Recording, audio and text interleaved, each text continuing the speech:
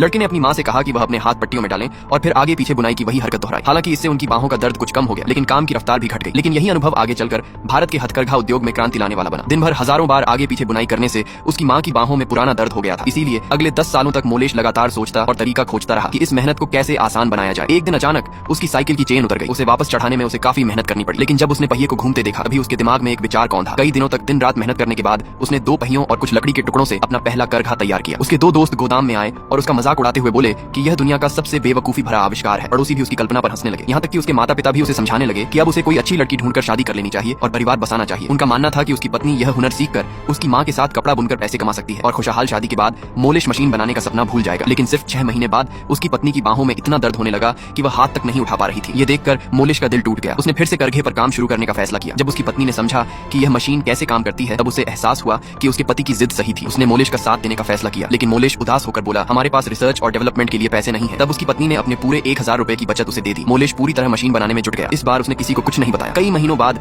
एक साधारण सा करघा तैयार हो गया। मोलिश ने अपनी पत्नी और दोस्तों को वह ऐतिहासिक पल देखने के लिए बुलाया। उसने मशीन चालू की और हैरानी की बात यह थी कि मशीन सही चलने लगी, लेकिन कुछ ही सेकंड बाद मोटर अचानक फट गई। उस भयानक धमाके ने उसकी सालों की मेहनत बर्बाद कर दी और उसकी जिंदगी अंधेरे में डूब गई। उसने वह मोटर सूदखोरों से कर्ज लेकर खरीदी थी ताकि मशीन चलाकर कर्ज चुका सके। अब वही लोग उसे धमकाने लगे और पूरा परिवार कर्ज में डूब गया। उसके पिता ने उसे निकम्मा कहकर घर से निकाल दिया और उसकी माँ पहली बार उससे बेहद निराश हुई।